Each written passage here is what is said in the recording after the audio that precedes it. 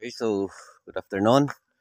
Pa rin si Jupila Farmer, ang anak ni Matoy, ang farmer nga gwapo, suhito, ugmay, kahibalo. Pan ay saba kay manoon pa ko. Okay, so meron tayong ipapakita guys, learnings ko. Yan bang nga dapat next time sa pagtanim, i-adjust ko, ibang baguhin ko, no? Kasi ang nangyari is ganito.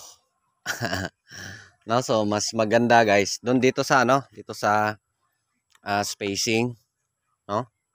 Paano nga ba ang yun bang recommended para sa akin? Of course, ano to? Beginner's guide, pati kami beginner din.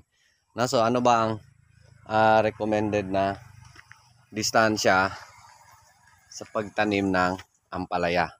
No, so dito makikita natin na malawak yung tabla.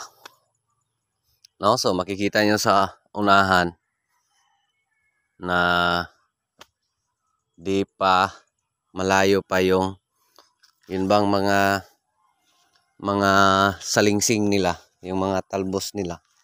Malayo pa dito sa sentro, no? So mas okay based sa nakita ko, mas okay kung ganito kalawak. Siguro mga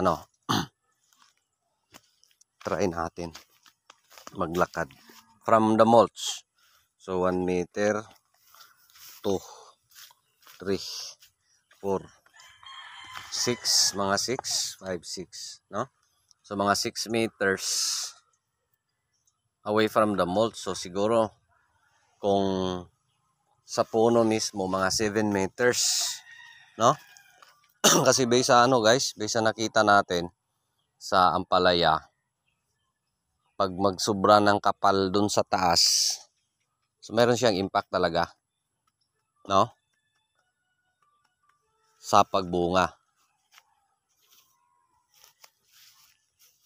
Tapos dito guys, ito yung medyo malapit lang. So ang nangyari, ayan no, tingnan nyo doon. Malapit na sila yun bang nag-abot? Ano ba yung nag-abot? No? Parang na sila. Kasi malapit lang yung tabla. No? So yung tabla distance natin dito lang? 1, 2, mga 5 meters. No? So yun yung pinaka mababang tabla ko, 5 meters away from the plant. No? Doon sa puno mismo. So ang nangyari, ayan, makapal na. So next time ang gagawin ko is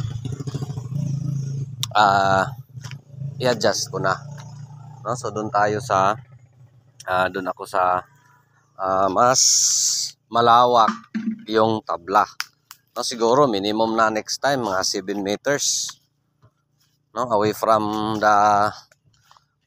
the plants, no? Kasi makapal na, no? So ano pa tayo, 44 days, 44 days, tapos na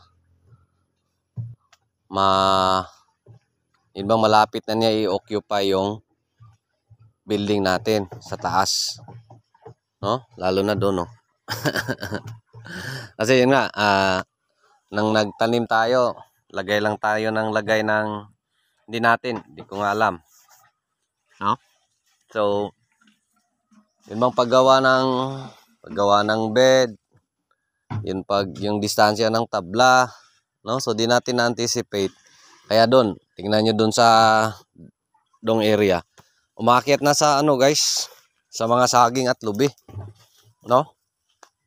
Kasi di natin first time natin, di natin anticipate, no? Di natin na predict na ganito si ampalaya. Of course, nakakita tayo ng mga ganon, no? Pero hindi ko namalayan yon. Sa akin lang is doon sa pagtatanim. Pero yung tabla distancing, no, at saka yung tanim, aside from, yan, umakyat na sa guys, umakyat na sa saging at saka sa umakyat na sa saging at saka sa coconut. Oh, yan.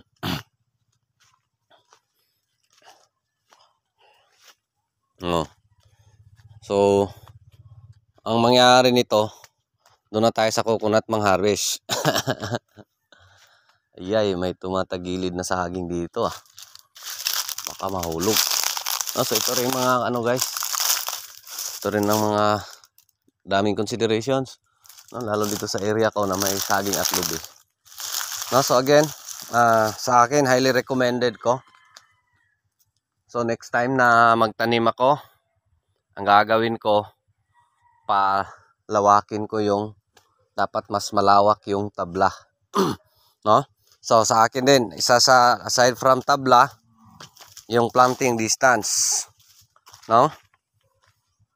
Yung planting distance ko, kasi ano, medyo malapit lang siya. No? So dapat next time, pahabain ko. Siguro ano, siguro mga ilang kuan kaya 1.5 meter siguro, mas okay.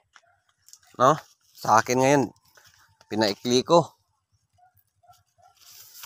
kasi may mga tabla akong malalawak, maski gaano pa kalawak pala yung tabla. No? So mangyari ayan,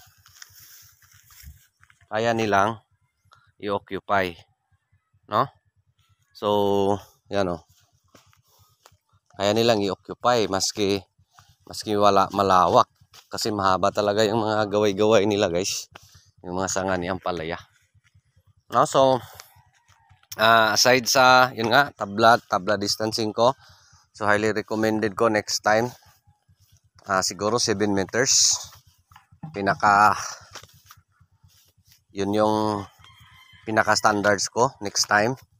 And also sa distansya ng pagtatanim, no, so gawin ko 1.5 meter. Yun yung gagawin ko next time. No, kasi yun nga, makikita natin masyadong makapal na, tapos baby pa yung ampalaya natin. No? So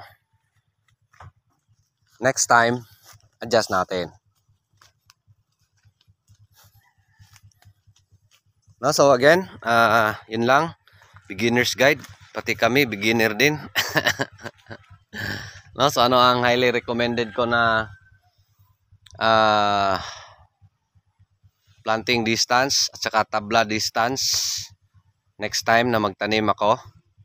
No, so based sa nakita ko ngayon, marami pa talaga akong i-adjust. Marami pa akong dapat baguhin, pero yun nga, thankful tayo dahil sa ating mga mentors na tumutulong. No, thank you sa lahat-lahat. No, so at least meron na tayong kunting kaalaman dito sa pag-manage ng ampalaya. Again, thank you Lord. No, so yun lang, maraming salamat. Ito pa rin si Jupila Farmer, ang anak ni Matoy, ang farmer nga gwapo, suhito ug may kahibalo. Apan ay saba kay manuon pa ko. Daghang salamat and God bless.